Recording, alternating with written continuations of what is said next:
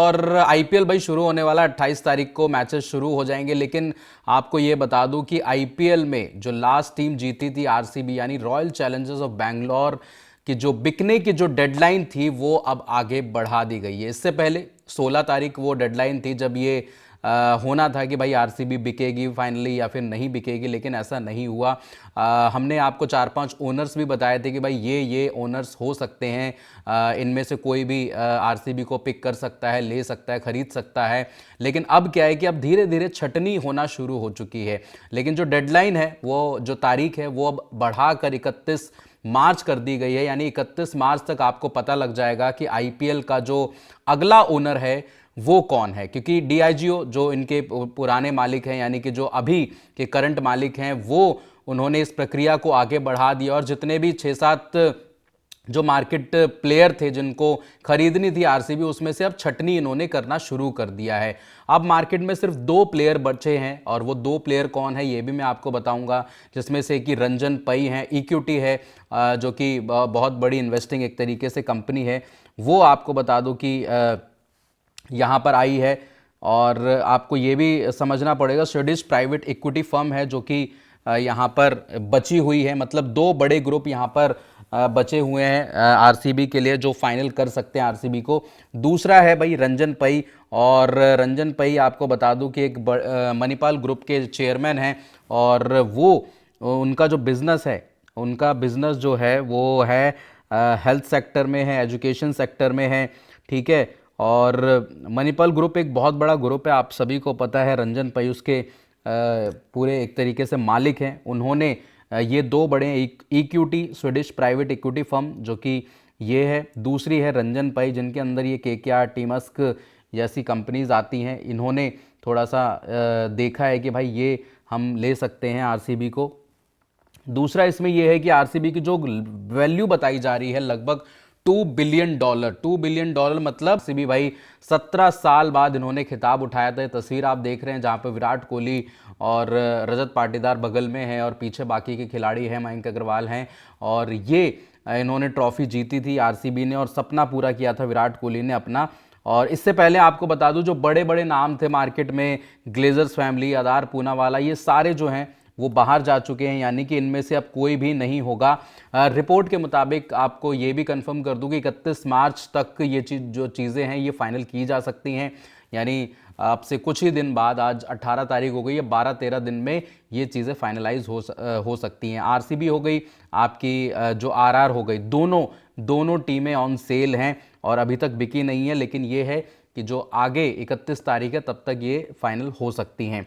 क्यों बिक रही है आरसीबी ये भी आपको बता दूं। जो आरसीबी की जो अभी करंट कंपनी है डीआईजीओ के जो मालिक हैं, अभी अल्कोहल सेक्टर में ज़्यादा फोकस करने के लिए स्ट्रैटेजिक रिव्यू कर रही है और इसीलिए थोड़ा सा वो कह रहे हैं कि इस चीज़ से थोड़ा सा साइडलाइन हुआ जाए और अपने जो मेन बिजनेस है वहाँ पर चीज़ें फोकस की जाएं, है ना। इसी वजह से ये बड़ा फैसला लिया जा रहा है आरसीबी के लिए, क्योंकि जितना कमाना था कमा लिया। अब ये धीरे धीरे यार देखो जो भी है आईपीएल की या फिर क्रिकेट की जो वैल्यू है धीरे धीरे गिरती भी जा रही है। उसका सबसे बड़ा रीज़न है आपकी जो रियल मनी जो गेमिंग प्लेटफॉर्म है उसको सरकार ने जब से बैन किया तब से ये चीज़ें हो रही हैं, है ना। खास बात ये है कि भाई जो ब्रांड वैल्यू है वो पिछली बार जब जीती थी आरसीबी उसको देखते ही बढ़ गई। और जो अगर मैं पॉइंटर्स में बात करूं तो भाई अब सिर्फ 2 खरीदार बचे हैं आरसीबी को लेने के लिए।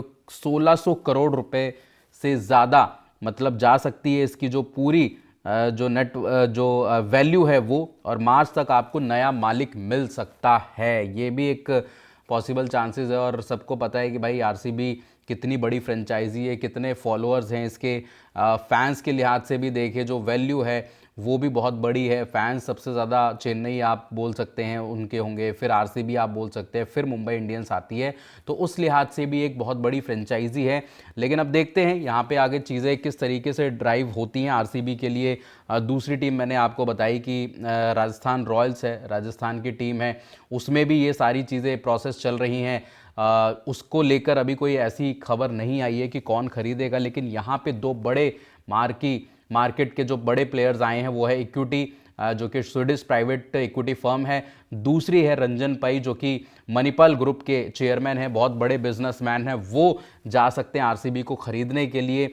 और DIGO जो है अब इस फ्रेंचाइजी को सेल करने के लिए पूरी तरीके से तैयार है। बाकी जो छटनी थी, क्योंकि जिसने ज़्यादा वैल्यू रखी होगी अब वही दो बचे हैं। अब इसमें से भी जो ज़्यादा पैसे देगा, सिंपल सी बात है, मार्केट का ये नियम कहता है कि जो ज़्यादा पैसे देगा फ्रेंचाइजी उसके हाथों में जाएगी इक्विटी, या फिर आपके जो हैं रंजन पाई जो कि मणिपाल ग्रुप के चेयरमैन हैं उनके पास। अब देखते हैं इन दोनों में से कौन जीतता है, RCB कौन खरीदता है। लेकिन इंटरेस्टिंग ये है कि RCB को नया ओनर मिलने वाला है। DIGO जो कि अल्कोहल सेक्टर में काम करते थे और अब जो है उनका मेन फोकस अल्कोहल सेक्टर पे ही होगा, RCB से हटके, और थोड़ा सा क्रिकेट से अब वो दूर जाना चाहते हैं, उनका साफ इस तरीके से कहना है। ये मैं आपको बता रहा हूँ, जो रिपोर्ट है इंडियन एक्सप्रेस की वो बताती है कि भाई अब से 31 मार्च में ये सारी चीज़ें फाइनलाइज कर ली जाएंगी, सारी चीज़ें आपको बता दी जाएंगी, क्योंकि बहुत ज़्यादा हो गया कि यार इस पे सस्पेंस जो था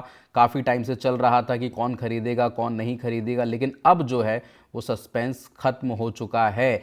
31 तारीख तक की वो डेडलाइन बताई गई है जब RCB को खरीद लिया जाएगा। 2 बिलियन, अराउंड 2 बिलियन जो है इसकी जो कीमत बताई गई है, यानी कि प्रैक्टिकल अगर वैसे देखें रुपए के हिसाब से देखें तो 16,000 से भी ज़्यादा, 16,000 आपको बता दूं कि ये जो है 2 बिलियन, यानी कि जो आपको एग्जैक्ट फिगर मैं आपको बता देता हूं कि कितनी है, 16,000 करोड़ नहीं, हाँ 16,000 करोड़, मतलब 16,000 करोड़ ये आपकी एक्चुअल फिगर बताई जा रही है।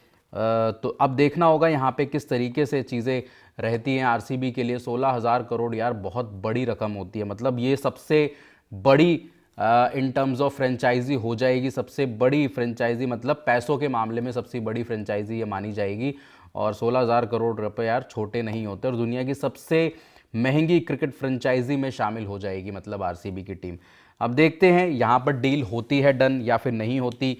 ये जो दोनों कंपनी है किस तरीके से अपनी बोली लगाएंगी, अपनी चीज़ें आगे रखेंगे, क्योंकि बाकी जो आधार पूनावाला थे और बाकी जो टाइम्स ग्रुप थे, ये सारी जो कंपनीज़ हैं या फिर लोग हैं वो अब अपने हाथ खींच चुके हैं, और अब जो है दो लोगों पर चीज़ें निर्भर हैं, इक्विटी और आपके जो हैं रंजन पाई।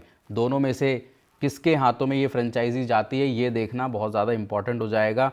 और फिलहाल अभी इस रिपोर्ट में इतना ही। देखने के लिए बहुत बहुत शुक्रिया। अगर आपने गेम चेंजर्स को सब्सक्राइब नहीं किया है तो फटाफट से आप सब्सक्राइब ज़रूर कर लीजिए।